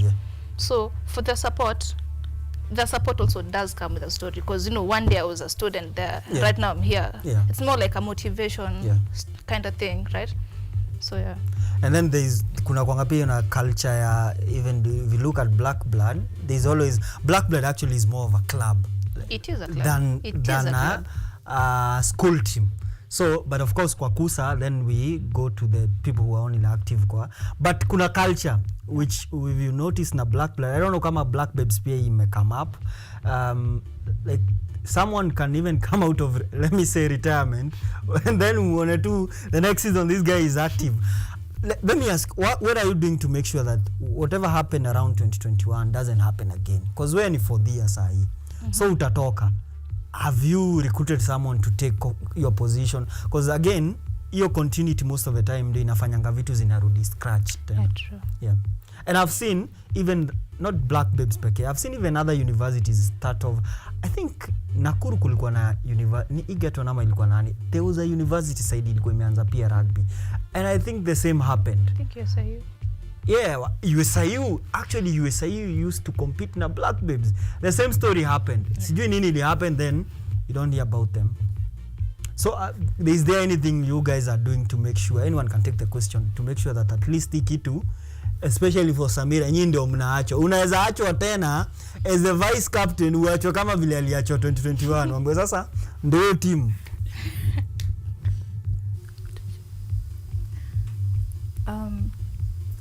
Okay, basically the people who are in the team, 90% right now are second years, right? And we have this rule that kila month kuja na msi. Because now we know by the end of a semester we're gonna triple in numbers. Same age group, right? So I know that when I'm out, I have niko na kajeshi mahali nimeacha, right? Also we have technical officials. I have 3 under me. We have the captain, the incoming captain. She wasn't able to make it, and 2 vice captains.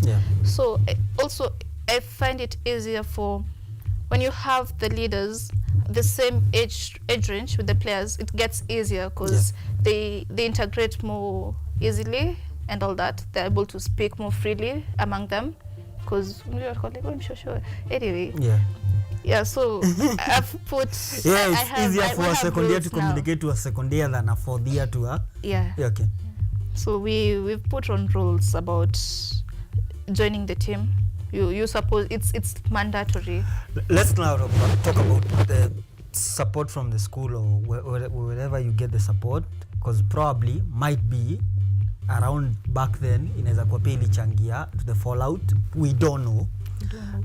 But Samira, how does the school support? Apart from the praying, mkona place ya kuchezea, do you get kits? Do you get whenever you want to travel? Ama bado hamjafika hapo, hamjaanza kutravel? Have you had that conversation in terms of where the school comes in to support the Black Babes? Actually, I don't know anything about how the school supports us. I'm still a newbie. To interact with the school a lot. Okay. Maybe Maria can take that. In terms of support, how does the school come in terms of supporting the ladies rugby team? Because up to now, it's a university entity. You are part of Kenyatta University, so I guess from kitting, transport, inakuja. We have kits. We have a ton of kits, right? When our coach or our team manager sources for us games out here. The school does support us. Yeah. No. If you communicate early enough, then you can be able to get that support. Okay. Yeah, we are big given from medical kits to accommodation to food to extras for your pocket because you're a lady. You know, we're big given the support we need.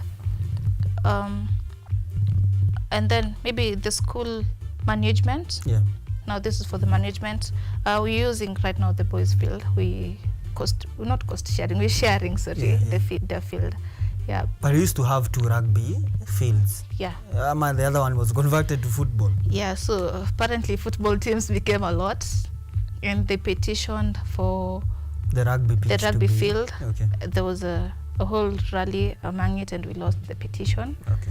So I guess something we'll have it back if we get to where the team was Kitambo. Yeah. We can get our field back. What do you need from fans, from us? What kind of support do you want us to give you in terms of sisi mafans wa rugby? Because maybe you never know, I can contribute to something to making Black Babes be the Black Babes of back then. And then, of course, the Black Blood family. Hiyo family ni kubwa sana.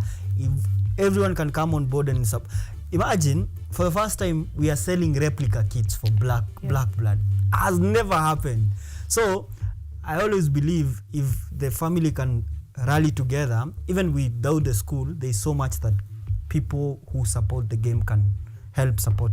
Even KRU, I don't know whether you get anything. KRU wame come on board in terms of supporting you as part of women rugby. Ama bado hamjafika hiyo level ya hamjatengeneza your house to now try and reach out. Okay, since we're just currently making our comeback, right? Yeah. So we're gonna have our first KRU game of the year next weekend. Yeah. So about the support from KRU, we'll know from next weekend, right? Yeah. Next weekend the game is supposed to be against? The team will be communicated. Okay. But it's among the teams from Gong Road. Yeah. And the game will be at Union. Okay. Is it part of Black Babes wanting to get back to the, now away from Kusa games, to the KRU leagues? Yeah. I understand madam new cheza festival. I think you a festival, like more of a festival or a tournament, and then a team is picked from there. They gain promotion to Kenya Cup because we don't have as many Kenya Cup teams as we would want them to be. I understand your format women way up to the Kenya Cup because actually Black Babes were mlikuwa Kenya Cup ya madam. Yeah. Yeah, okay. You know, kwa men, if you're dormant and uko kwa Kenya Cup and you sport iende, ukitaka kurudi, the rule says unaanzanga huko chini. Div 2. Unaanzanga huko.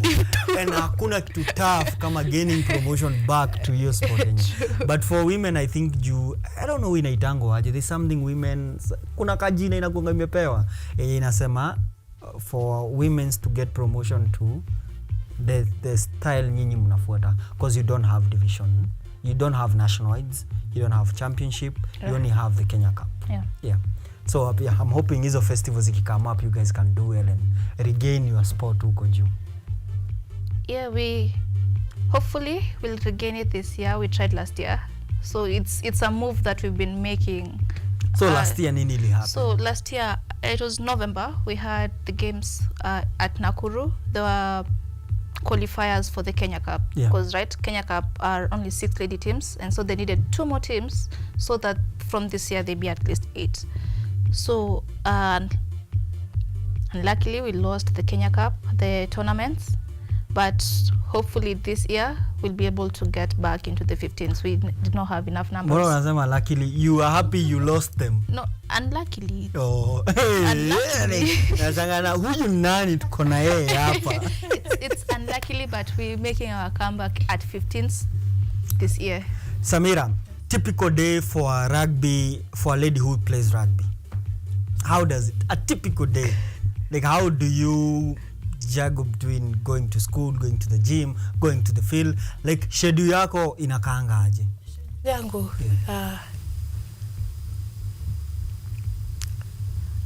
I prioritize. Because I think for ladies is okay. Rugby is I know rugby for us men, mi hata naweza kwa tu napita hivyo. Kuna training and then hata sina kit but nani akona extra shot later boots and then ninge tu kwa game. I don't know kama madem haiwezi kuwa hivyo. Madem lazima ujipange. So like let's take a day. How does your day, when do you start your day? Gymming time inatokanga wapi? Okay, my day. Okay. Classes, I normally go to classes first. Gymming bado sijaanza. I'm too lazy to go to the gym. I'm still thinking about it. But nitaenda sometime. Okay, training. Unasema ni wale mnasemanga feel hii ya uwanja hii imetosha. Imetosha, yeah. But actually kwa rugby players akosangi yao. Kuna yenye they will never step in the gym unless iko ni program ya coach. Wako. Yeah. I've played against players. Yeah, so our training starts at 5. So unafaa ujipange juu ukishatoka kwa nyumba in the morning, unafaa ubebe kits, water, everything. So ukishatoka class unapitia tu field. Yeah. That's basically. And you're mna train Monday to Monday ni rest day? Yeah. Monday extras. Okay. You can go for extras. Then from Tuesday, Wednesday, Thursdays we go for our trainings. Okay. Then Friday we have a hydrotherapy session. Yeah, that's basically it. So. Okay, kuna mtu anauliza hydrotherapy ni gani? Hydrotherapy. Mwambie ina involve maji. Therapy ndani ya maji. Exactly. Ina involve maji. Yeah. Exercises ndani ya swimming pool. Okay. I was told it really helps a lot. Yes, physiotherapy wanasema hivyo. Water phobia, hydrophobia. So tunaenda angalau next week tunapumzika. So but it really helps. Nimeenda once. It really did help me. Yeah. Hydrophobia ni fear of water. Like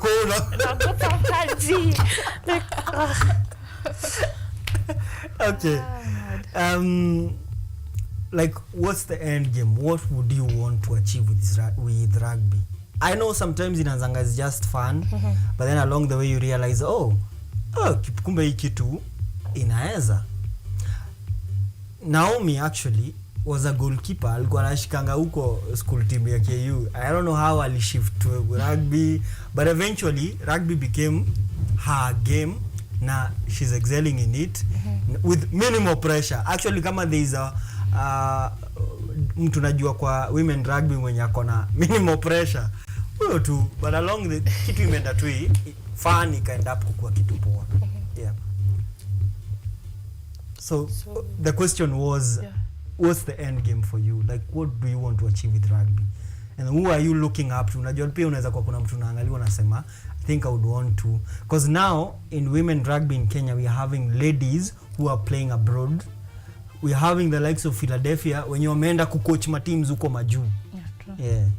Akina Shebesh wanacheza huko wapi. So I think for start tushaonyeshwa i women rugby inaweza tu sukuma place fulani. Yeah.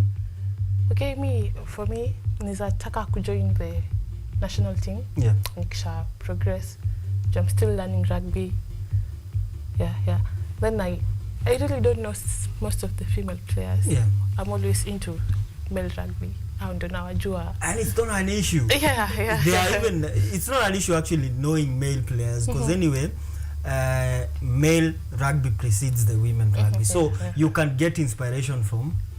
And actually there is no difference. Hakuna ati rugby ya madem, ni vile tu rugby ya madem ni madem wanacheza. But whatever happens for men happens in the women's game. Yeah. So it's not a bad thing to get inspiration from men. So who do you look up to? Kwa men mwenye unasemanga a South African player from the Springboks. It's Ebeth. Yeah, okay. Actually anacheza pia position yako. Yeah. I really love him. So yeah. Maria, hey, could I look up to other things away from just rugby? It's never that serious. My end goal ni. Because actually wewe unamaliza. Yeah. Hey, so black babes, you have to. And probably there are so many ladies looking up to see what you do. Inaweza kuwa pia ndio ita determine whatever they do after wamemaliza pia their time Black Babes. Yeah. Actually una feel pressure? Yeah, like what you do next after Black Babes. Kuna mtu anataka kuona, you might be the bridge yenye watakuwa natumia kuwa connect uko feel. Pressure labda ni wape sasa ni wasetie standards was hit but not them for me. Right. Personally I'm looking forward actually to joining the Kenya team. Yeah. And also because I do PE, so also looking forward to coaching kids, actually coaching female kids to join female rugby, because this community is a bit small, and I'd like to chill out some years later and be like, oh, this community may grow, right? I look up to Phoebe Akinyi. She's a Kenyan player. Yeah. Heights. Let me say, I set her as my silver lining, because I have to pass higher than my clouds to the sky. Yeah. And Arcadia Squesa. Yeah. The fastest guy in KU. Yeah. Big up. Yeah. Hata hatujui kama ni KU. Hatuja like probably he might be the fastest kwa. Even CKU too. Because hatuja test. He's been out there. He's think your determination in seeing rugby, take you places. Okay. And getting calls from out here, that's a plus. That's like, I'm looking and this and more than this, but yeah. Currently the biggest support you get, support group ni kutoka kwa kina nani? Like who do you, wale wase, when you guys feel like it's the end, ni kama mtaachana nayo, au ni wanawapeanga motivation? It might be a coach, might be some players. Black blood. The boys really stand up for us. They hold us up like Abzana blood. Sometimes when you're not too strong, they become strong for the two of us, right? Because we are a family. Yeah. So yeah, I'm always grateful for the support the boys give us. Big time. Mnaomba sana waingie playoffs. San hivi. What would that mean for Black Babes if Black Blood makes it to the playoff? Oh, wewe tu personally.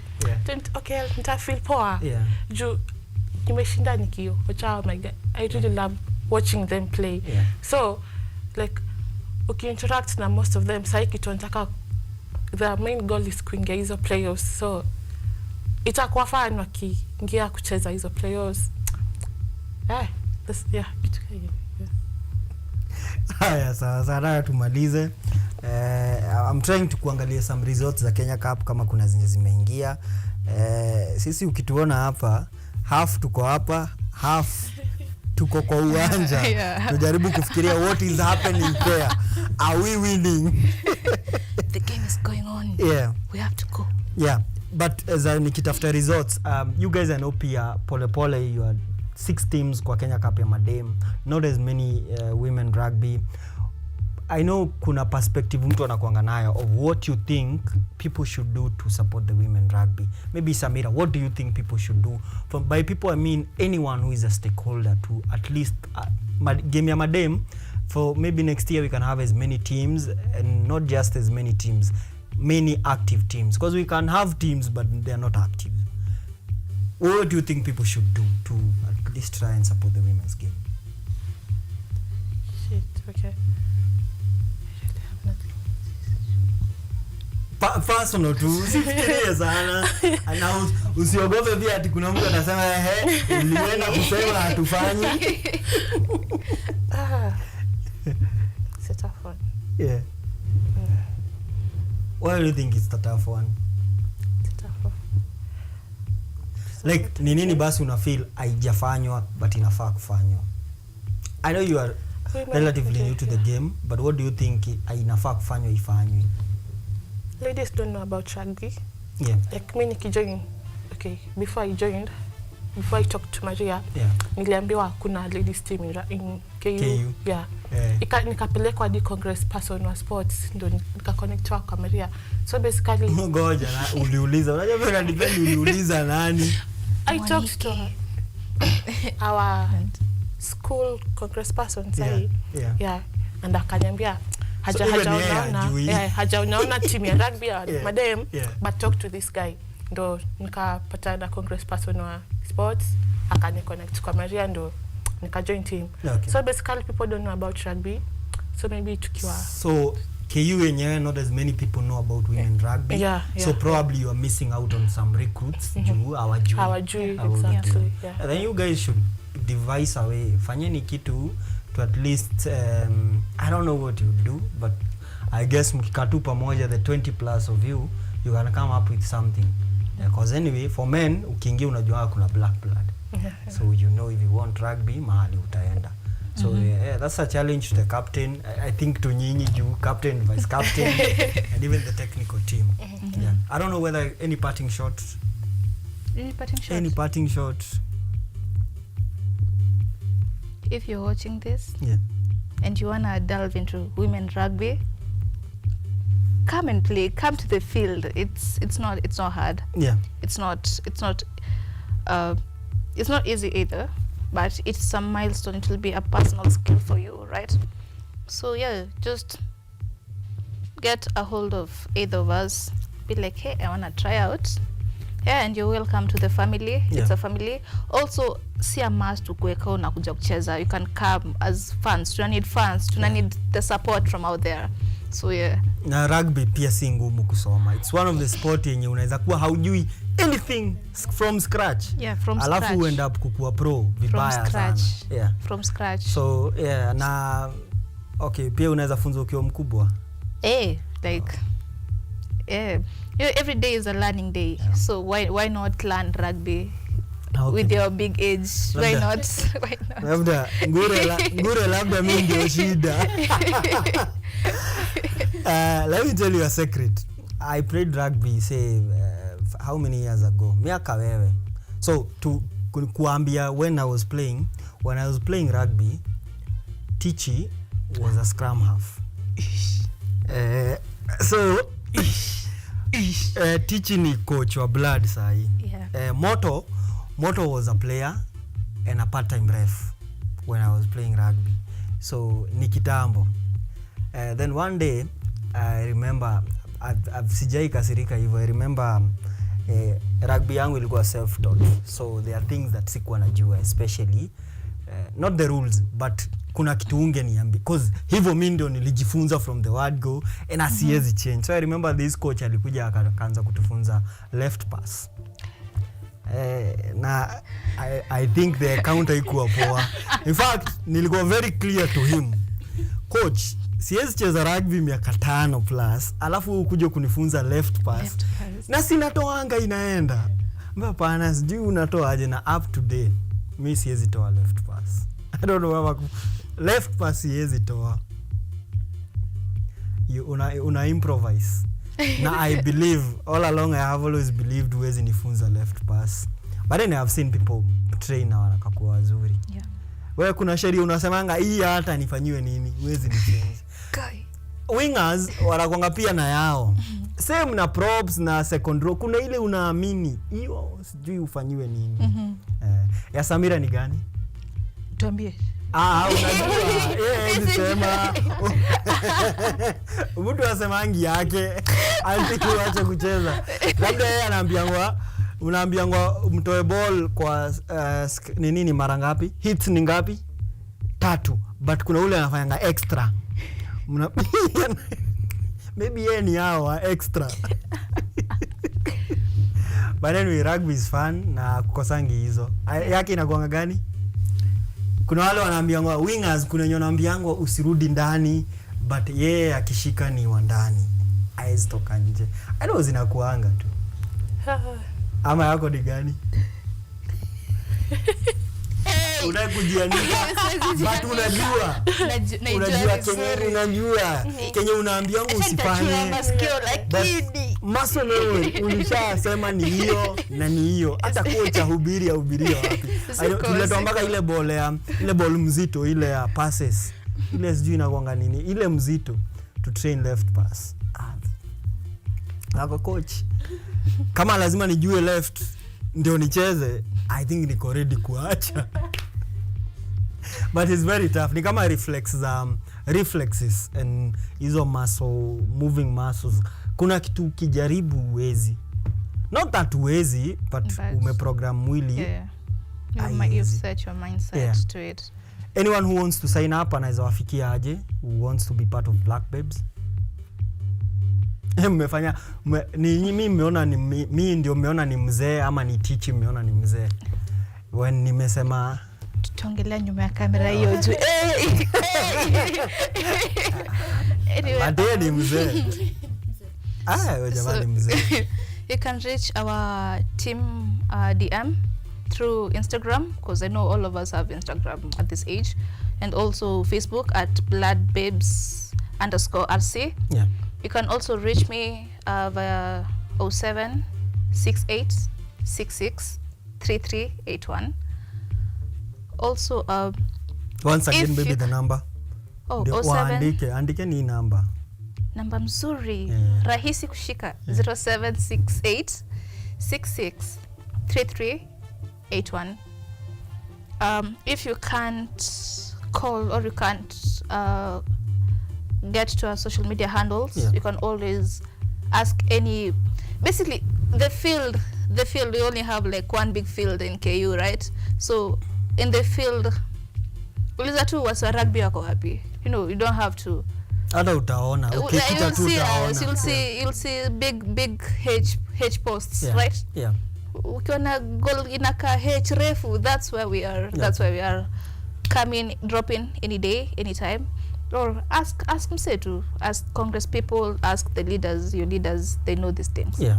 Yeah. Weird question yenye mtu akiwa mgeni anaulizanga, what do I need?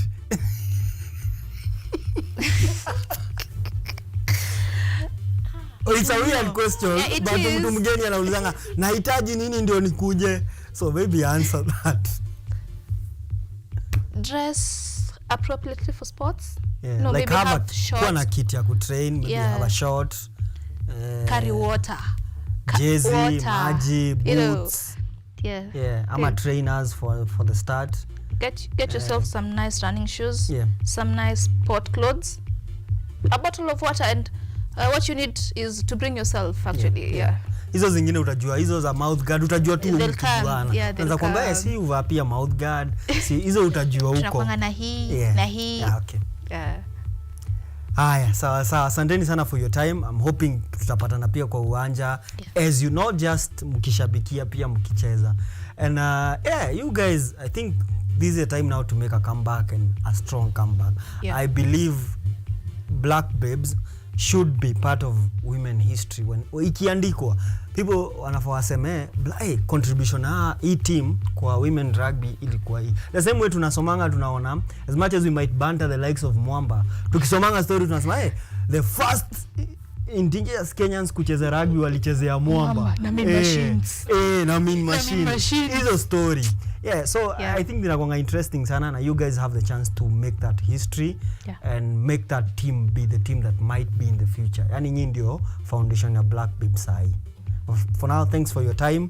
Nimeshukuru sana. Tumekuwa na Samira and Maria, the captain and vice captain of Black Babes. Akisema @blackbabes_RC.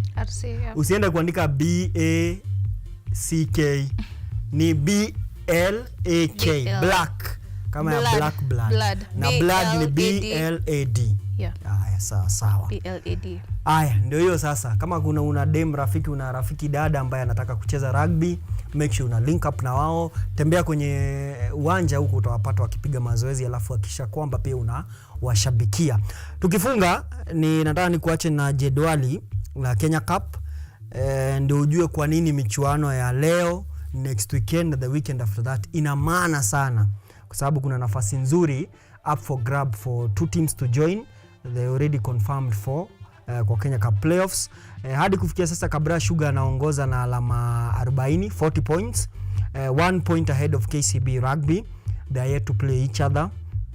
Alafu Menengai Oilers ambao leo wanacheza na Kabras wako nafasi ya 3 na alama 33. Kenya Harlequins wako na 28 points. Those are the 4 teams that tayari ziko confirmed. Kabras na KCB watakuwa na gojea the 4 teams ambazo zitacheza kwa playoff wapatane kwenye semis.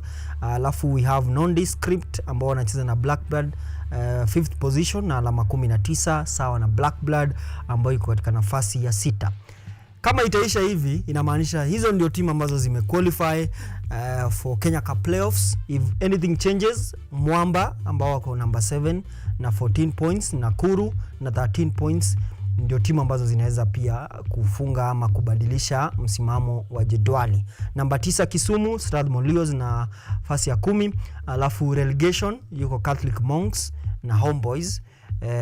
Monks watahitaji kushinda against Nakuru and the remaining 2 fixtures to at least secure their spot for next season kwenye Kenya Cup. Imekuwa ni Kenya Cup ya ajabu sana kwa sababu inasherekewa pia sana kwa sababu ni very rare kupata more than 2 university side kwa Kenya Cup, but this one tumekuwa na 3 university side and I'm hoping Monks wanaweza maintain their status and maybe we see a Daystar ama most one of them make a comeback. Mimi sijui mbona napendanga tu when university sides are part of Kenya Cup. Hadi kufikia sasa nataka mimi nifunge kazi, nifunge safari, niende pale Blood Bean, nione Blackbird versus Nondescript, tuone kama Blackbird watakuwa wanapata maximum points and to at least improve their chances of making it to the playoff za Kenya Cup. Hadi kufikia sasa hapo tupatane Jumamosi hapa tufanikisha hiki kipindi. Imekuwa ni raha sana tangia saa 8 kwa niaba ya kikosi kizima ambacho kimefanikisha hiki kipindi. Nyuma ya pazia kuna vijana ambao kweli wanaweka bidii na kutufanya sisi tukae vizuri kwenye runinga. Nasema shukran wajazi na kwa ambao pia umetazama hiki kipindi tangia saa 8 hadi sasa inatimia saa 10. Shukran wajazi lan. Be happy for no reason. Tupatane Jumamosi.